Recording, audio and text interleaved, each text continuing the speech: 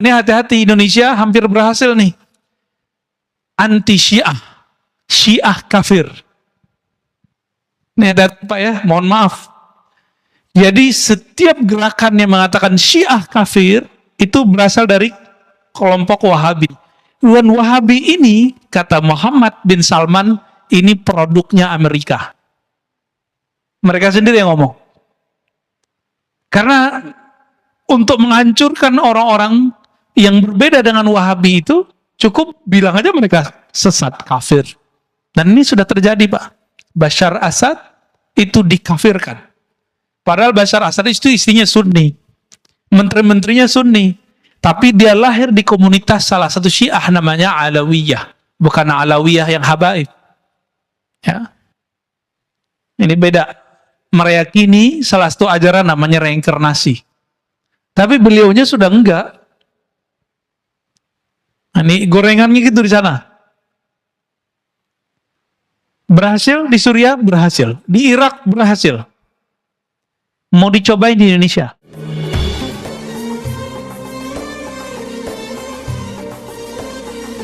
Assalamualaikum warahmatullahi wabarakatuh. Alhamdulillah rabbil alamin, hamdal hamidin, hamdal mustaghfirin, hamdan yuafi ni'amahu yukafi'u mazidah. Asyhadu an la ilaha illallah, asyhadu anna Muhammadan 'abduhu wa rasuluh. Allahumma salli wa sallim wa barik ala sayyidina Muhammad, sayyidil awwalin wal akhirin. سيد الأنبياء والمرسلين وعلى آله وأصحابه ولبيته وذريته جميعين.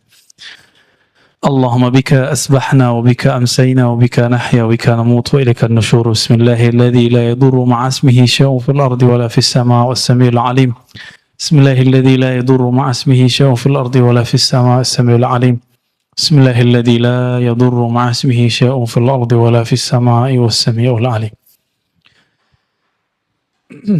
Bapak Ibu yang muliakan Allah, sebelumnya kita membahas tentang kasyaf ya. Ada kasyaf uyub, ada kasyaf ghuyub. Orang yang dibukakan mata hatinya melihat alam gaib, apakah itu lebih baik daripada orang yang dibukakan mata hatinya melihat aib dirinya sendiri? Ternyata Ibnu Athaillah beliau mengatakan yang baik itu, yang afdal, yang sempurna adalah orang yang dibimbing Allah untuk membuka aibnya sendiri di hadapan Allah Subhanahu wa ta'ala. Jadi orang sakti bisa baca isi hati bukanlah orang hebat. Orang hebat adalah orang yang bisa melihat kekurangan dirinya, suruh melihat kekurangan orang lain. Kalau kita sibuk dengan kekurangan diri, sempat nggak baca aib orang lain? Nggak sempat. Maka tukang kritik ya mikir-mikir lagi dah ya, mikir-mikir lagi mau ngeritik orang. Kritik diri kita dulu. Jangan-jangan kita nggak pantas mengkritik. Kita lebih pantas mengkritik diri kita sendiri. Baik di keluarga, dalam hidup bersosial, ya hidup beragama di masjid, apalagi bernegara.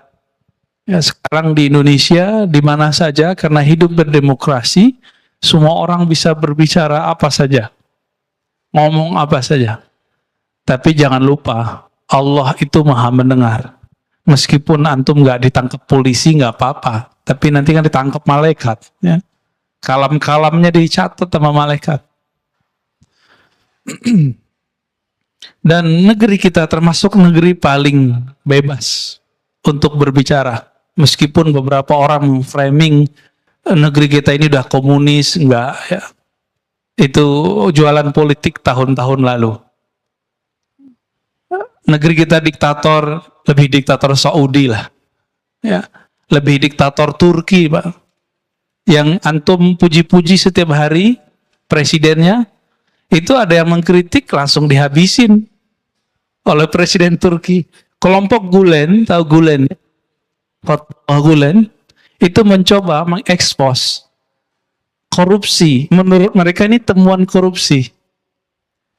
Setelah 3 bulan itu temuan itu hilang dari situs mereka. Habis itu terjadi pergerakan. Kita nggak tahu siapa yang berbuat. Terjadilah pemberontakan. 2.000 orang berontak yang ditangkap lebih dari 20.000. Coba, kalau orang-orang begitu ada di Indonesia, dibiarin aja Pak. Orang-orang kayak Gulen ada di Indonesia dibiarkan. Ya. Apalagi di Saudi. Di Saudi, boro-boro Pak orang buat pengajian. Ngaji hikam begini dilarang. Ngaji hikam kita dilarang Pak sekarang. Gak usah ngaji hikam. Buat pengajian selain di tempat yang resmi itu dilarang. Maka bersyukur hidup di negeri kita ini. Jangan ngeluh tuh tiap hari. Dapat berita-berita jelek mulu. Coba baca berita baiknya. Belum lagi kita kan merasakan.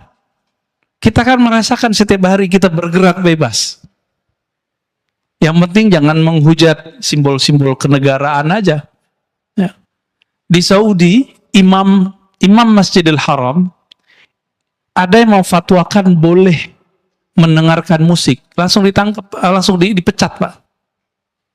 Langsung dipecat dari imam Masjidil Haram. Di sini paling cuma dibuli-buli aja. Ya.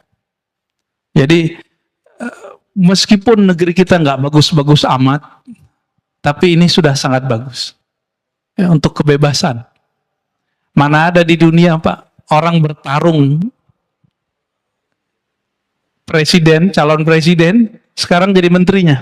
Ada nggak di dunia? Baru di Indonesia ada. Di Amerika aja nggak ada. Ya, di Inggris aja nggak pernah terjadi. Nggak pernah terjadi. Nah, ini anugerah buat negeri kita, orang-orang kita orangnya legowo. Ya, cuma orang-orang yang kemarin sudah kecuci otaknya itu belum bisa legowo sampai hari ini, masih punya barisan sakit hati. Saya berharap coba deh ya dibenerin kolbunya. Jangan dengerin berita yang jelek terus ya. Dan salah satu hal yang kita syukur tapi juga nggak pantas kita bersyukur. Kita bersyukur tenang ya, nggak ada terjadi seperti yang terjadi pada saudara kita Palestina. Tapi nggak pantas kita bersyukur di saat saudara kita sedang susah. Maka jika ada kelebihan, berbagilah untuk mereka. Ya. Namun berbaginya jangan serampangan. Berbagilah dengan cara yang taqi, cara yang hati-hati. Bagaimana ya? Kalau kita donasi pada kelompok yang amanah dan kompeten.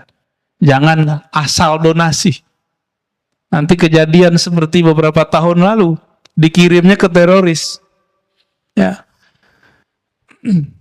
Kita tahunya di Palestina itu yang berperang Hamas sama Israel. Enggak begitu ceritanya. Ya, ceritanya banyak yang enggak diungkap.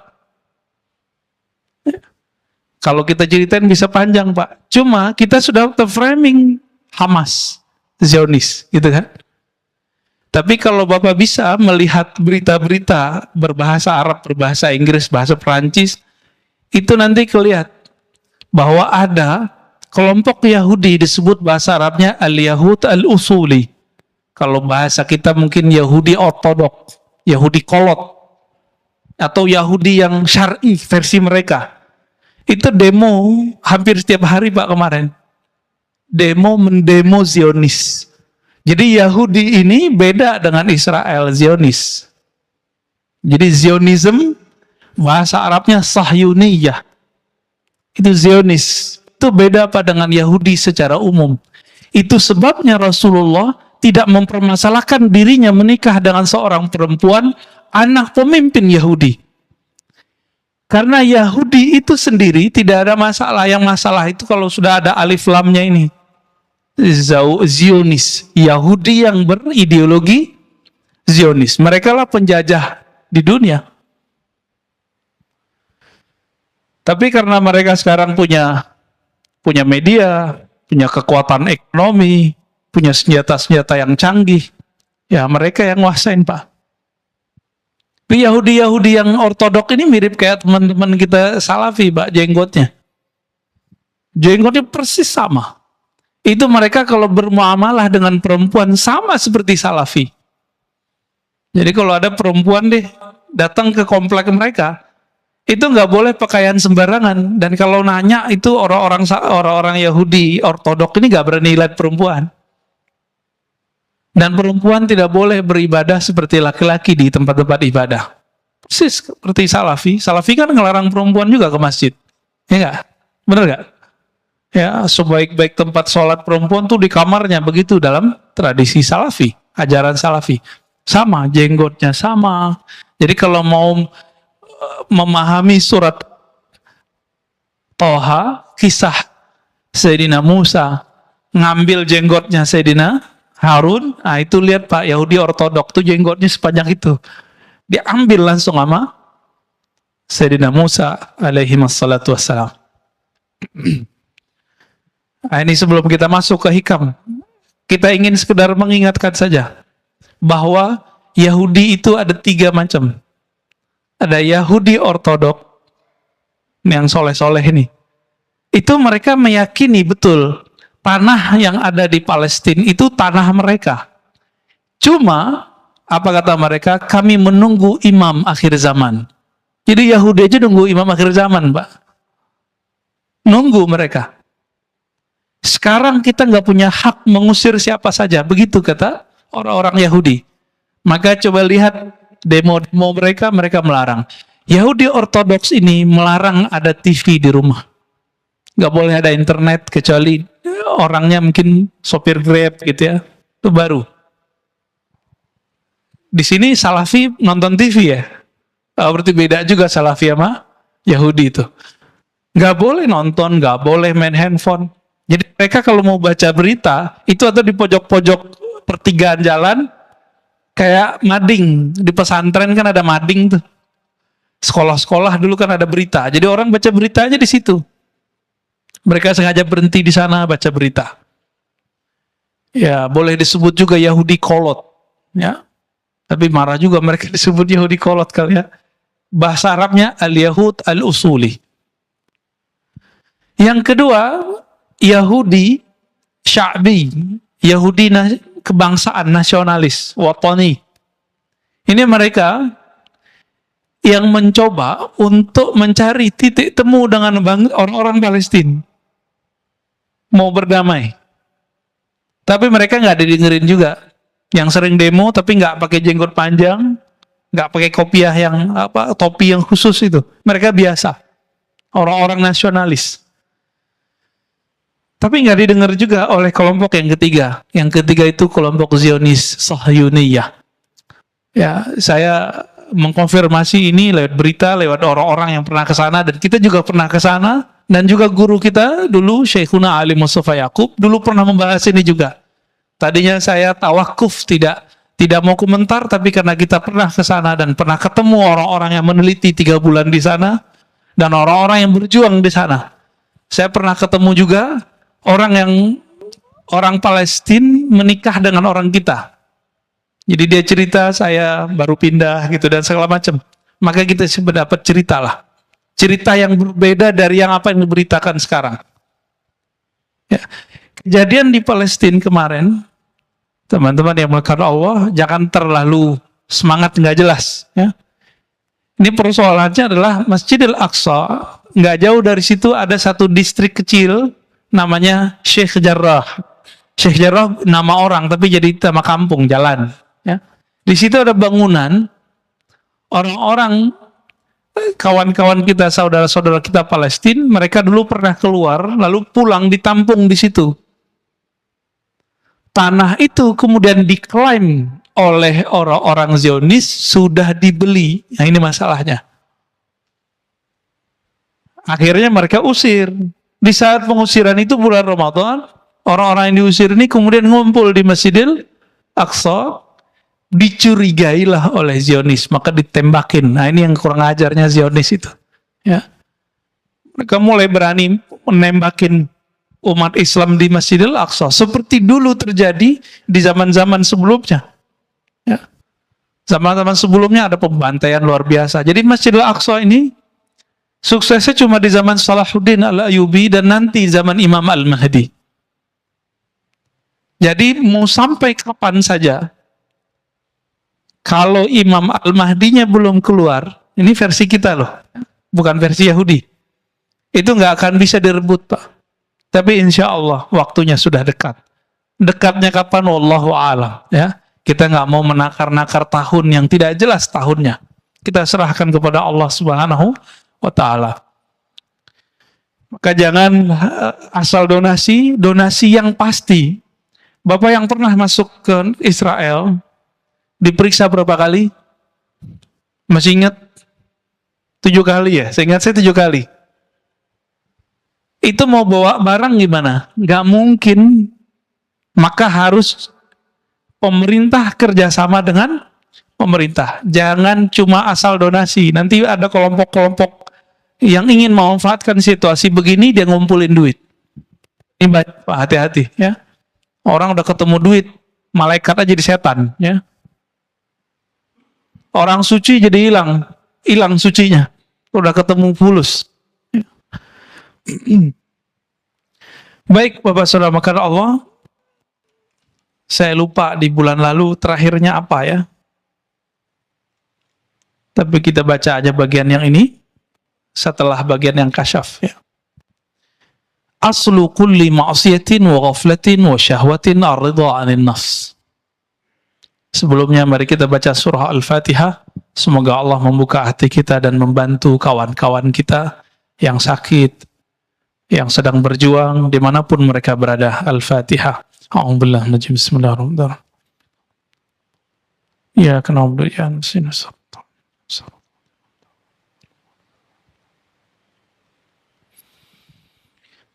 Qala Ibnu Athaillah Sakandari qaddasallahu sirrahu aslu kulli ma'siyatin wa ghaflatin wa syahwatin ar-ridha 'anil nafs. Sumber dari semua maksiat, sumber dari semua penyakit hati bernama lalai, sumber dari syahwat itu adalah ar-ridha 'anil nafs. Meridhai, membiarkan kehendak diri. Membiarkan diri kita terpapar oleh syahwat, membiarkan diri kita menikmati tidur, lalu tidak tahajud, membiarkan diri kita berdebat, membiarkan diri kita untuk memandang sesuatu yang tidak halal.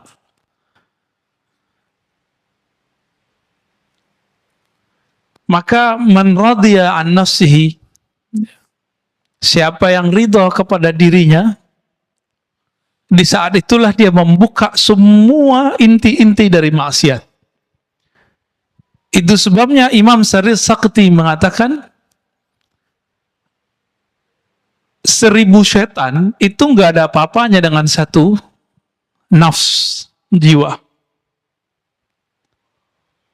Atas dasar itulah kalau bulan puasa masih ada orang maksiat meskipun setannya sudah dibelenggu. Jadi kalau banyak orang bertanya, kan setan sudah dibelenggu.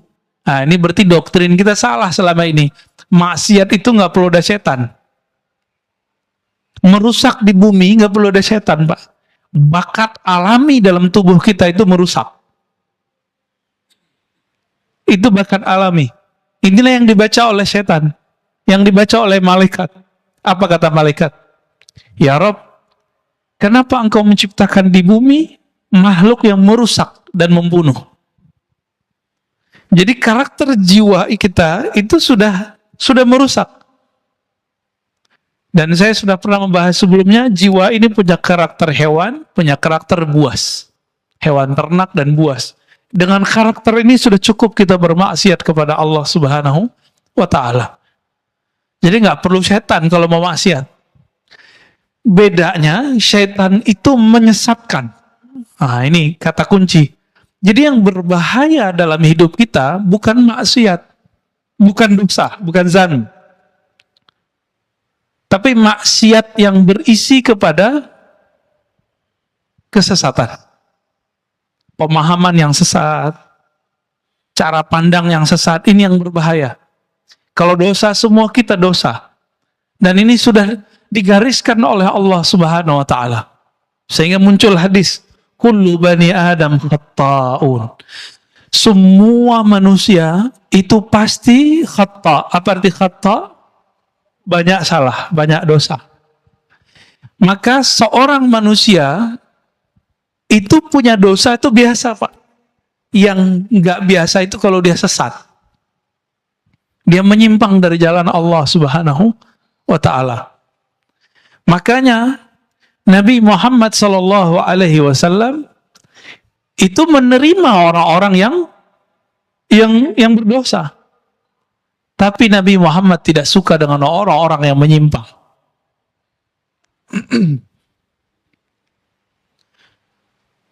Dan dibalik, kalau maksiat, taat, ya,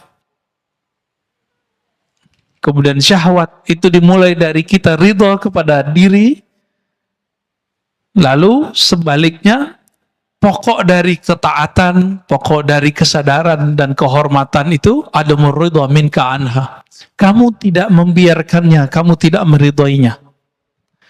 Kalau sepertiga malam terakhir jam 3 maunya badan tidur atau sujud, Pak? Tidur ya. Kita biarin begitu. Ini namanya asal kulli ma'asiyah. Maksiat mulainya dari situ. Kita biarin, kita manjain jiwa. Terlalu memanjakan nafs jiwa, ini awal dari semua maksiat. Ya. Oleh karena itu, Imam Nu'taillah As-Sakandari memberikan karakter seorang mursyid. Mursyid itu bukan orang yang hebat. Mursyid itu man la yarda an nafsih. Begitu di kitabnya. Li antas haba jahidan la yarda an nafsih. Kamu berguru, bersahabat dengan seseorang yang tidak meridhoi dirinya, nafsnya, jiwanya, itu lebih baik daripada kamu berguru kepada orang yang meridhoi nafsnya, jiwanya. Maka kalau mau cari guru, carilah guru yang tidak membiarkan dirinya terpapar oleh nafs, jiwa kita, ya, kehendak diri. Lalu beliau memberikan pertanyaan, fa'ayyu ilmin li alimin yarda nafsi. Masih disebut alimkah orang yang alim tapi dia mengikuti hawa nafsunya? Masih disebut alim enggak? Enggak. Wa ayyu jahlin li jahilin la yarda an nafsi. Masih disebut jahilkah orang yang jahil jika dia tidak mengikuti hawa nafsunya?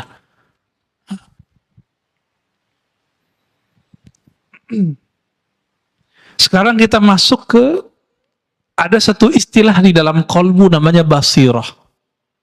Basirah itu, kalau yang kita pakai sekarang namanya basar. Sifat melihat, kemampuan memandangnya dengan fisik. Ada yang memandang dengan batin. Disebut dengan al-basirah. Coba kita baca teksnya. Syu'aul basirat yushiduka qurbahu minka. Pancaran atau terangnya basirah mata hatimu, yushiduka qurbahu mink, akan membuat engkau menyaksikan bahwa dia dekat kepadamu.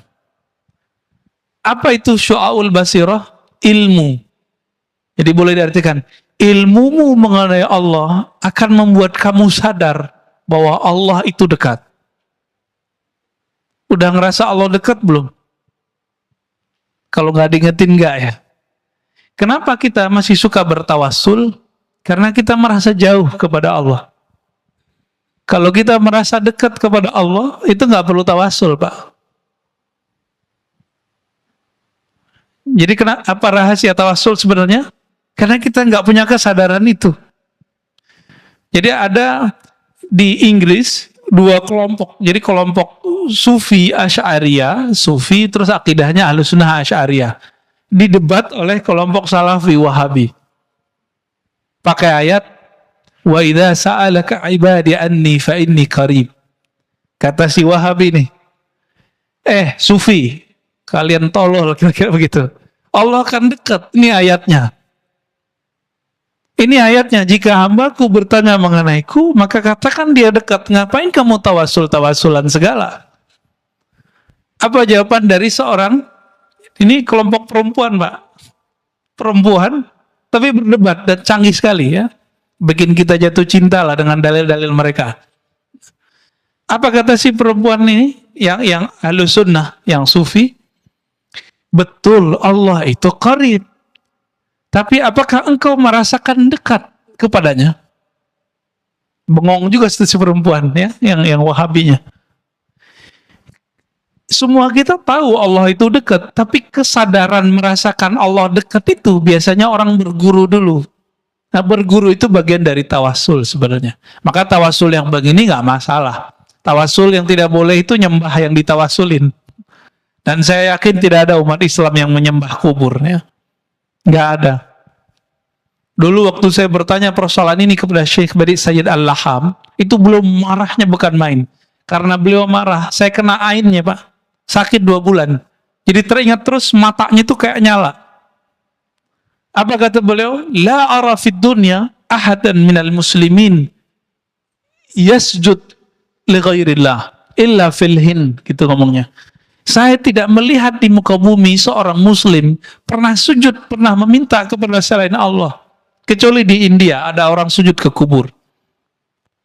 Itu bukan orang muslim murni, udah nyampur-nyampur kali agamanya. Ya. Jadi ini orang-orang Salafi Wahabi ini terlalu suuzon. Imamnya sendiri sekarang namanya Saleh Fauzan. Kita orangnya masih hidup dan kitabnya diajarkan di pesantren-pesantren modern. Ini yang kita singgung sebelumnya. Bulan puasa kan saya nggak bahas Pak, nggak mau polemik.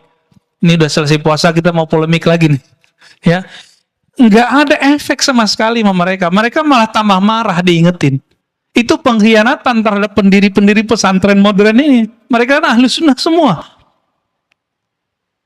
Ketika kemudian mereka berubah, kitabnya dirubah. Ajaran akidah yang diajarkan ke santri-santri berubah. Yang diajarkan kitab Tauhid Syekh Saleh Fauzan, yang menyebut sufi sebagai ubadul kubur. Yang menyebut orang-orang ahlus sunnah sebagai orang-orang yang sesat. Ahlus sunnah Asy'ariyah disebut sesat Pak. Ini mohon maaf. Ya. Kita belajar sifat 20, Allah wujud qidam baqah. Ini rata-rata belajar itu kan? Benar nggak? Itu dianggap sesat oleh si pengarang kitab. Dan kitab itu diajarkan di pesantren-pesantren modern. Ridho nggak Pak? Maka saya mengajak kiai-kiai yang emang antum diberikan kecerdasan oleh Allah. Apa susahnya ganti kitab? Kitab banyak di dunia. Ganti. Hati-hati, ini ditanggung jawab dunia akhirat. Oh Ustadz, ini kitab cuma untuk perbandingan. Santri kita cuma emang santri sebelum dia kuliah udah bisa membandingkan. Paling cuma 1-2. Anak kuliah aja banyak yang gak paham kok. Udah dokter juga banyak yang paham. Apalagi cuma santri kelas SMP, SMA. Sanawiyah aliyah. Gak akan paham Pak. Jangan ngeles. Udah ganti aja. Maka bapak-bapak yang naruh anak di pesantren modern, tolong sampaikan ini kepada kiai-kiainya. Ya. Saya ke sahabat-sahabat saya punya pesantren modern, saya udah ngomong. Yang bisa saya sampaikan, saya sampaikan. Ada yang memusuhi, ada yang senang dikasih tahu. Ya. Ada yang bersyukur.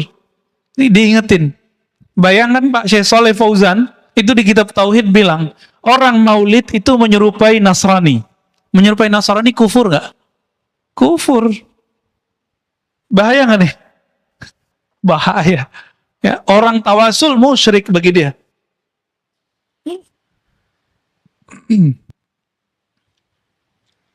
Baik. Wa ainul basirati tushhiduka adamak.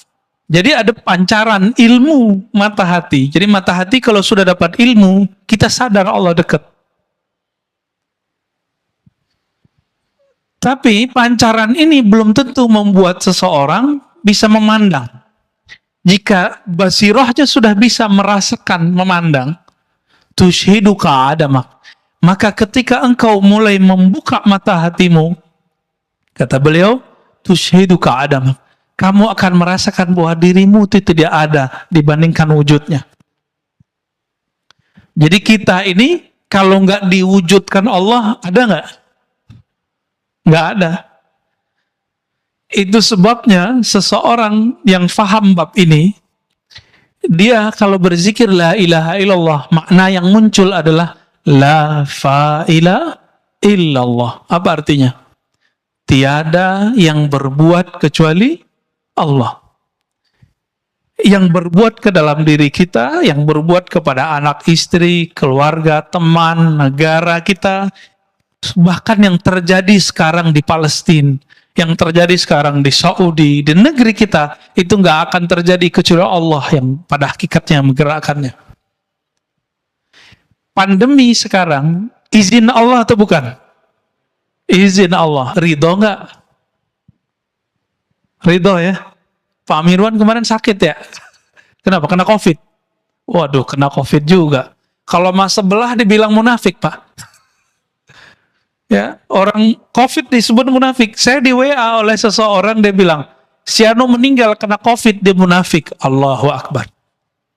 Saya doain dia kena COVID. Ya, biar tahu rasa.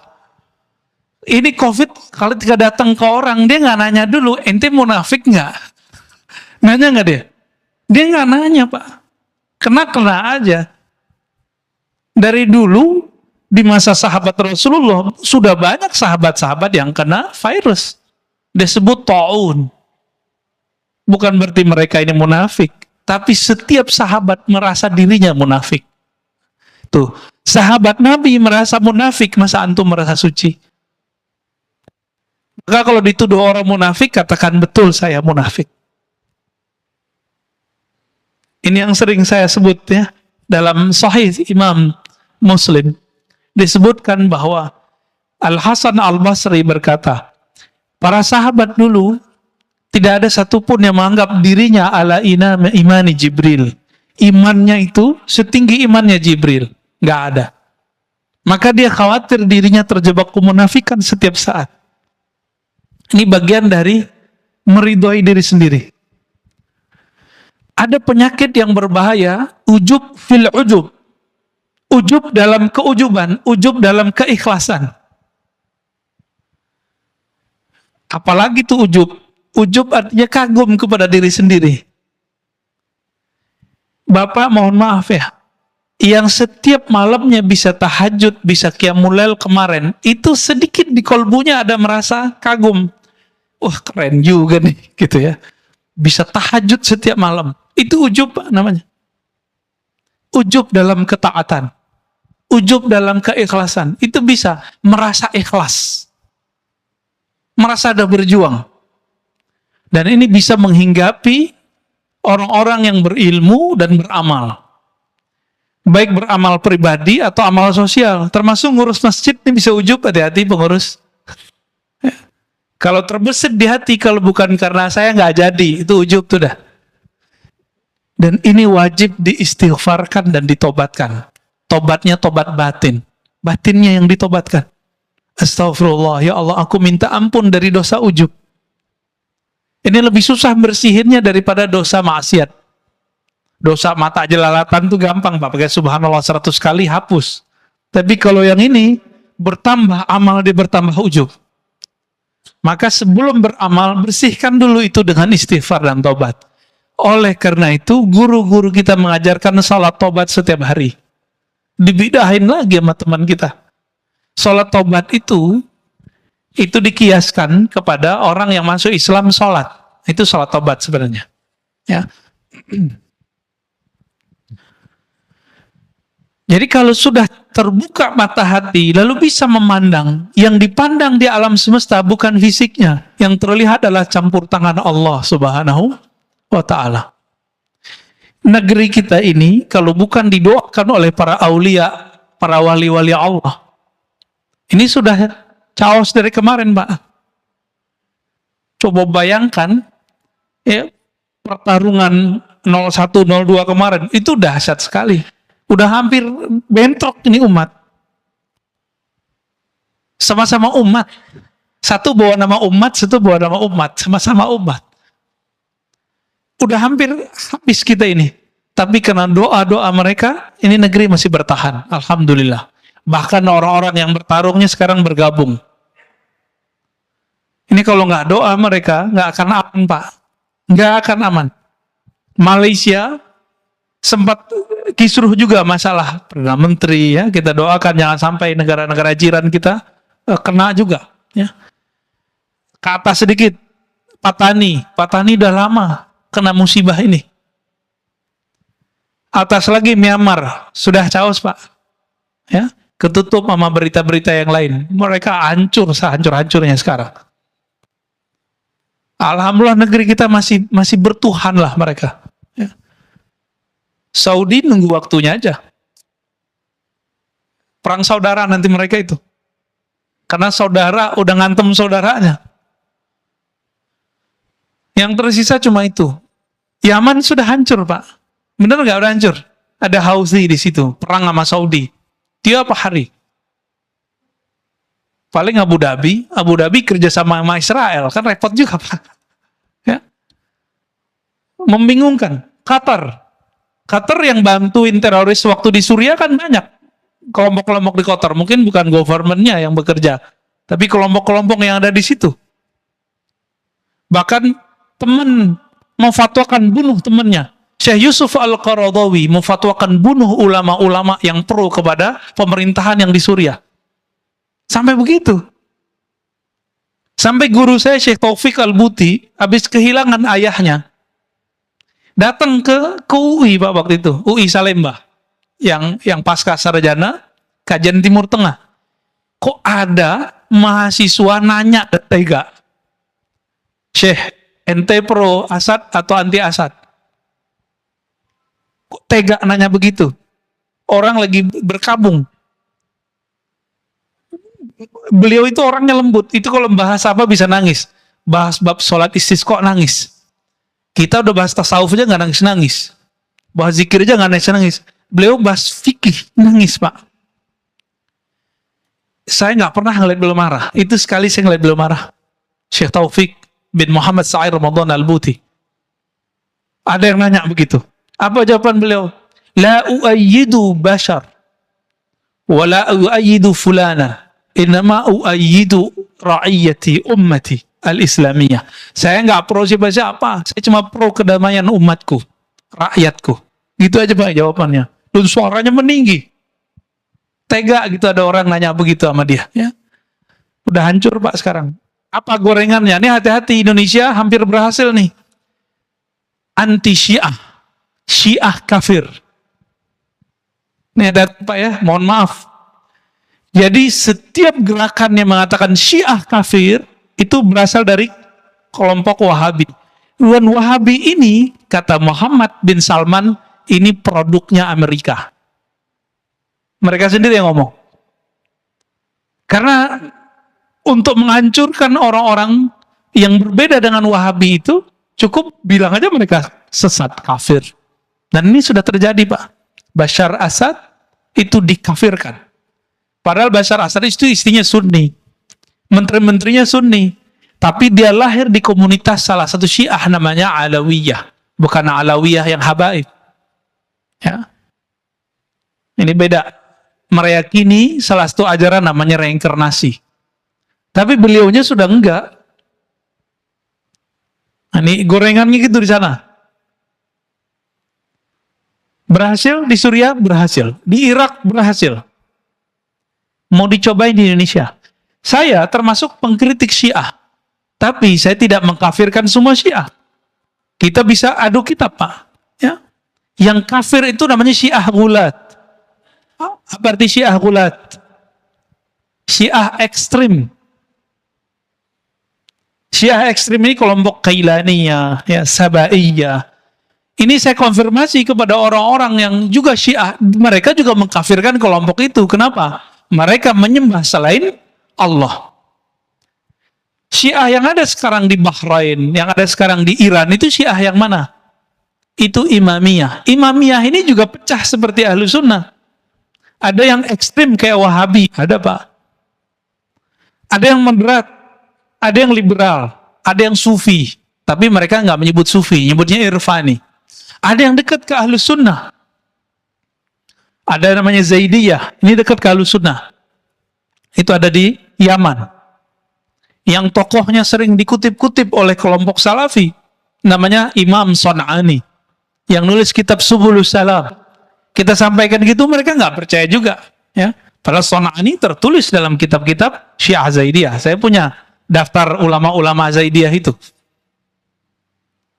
Ada lagi namanya Imam Syaukani, tapi belakangan sudah menjadi Ahlus Sunnah. Ini Syiah yang dekat ke Ahlus Sunnah.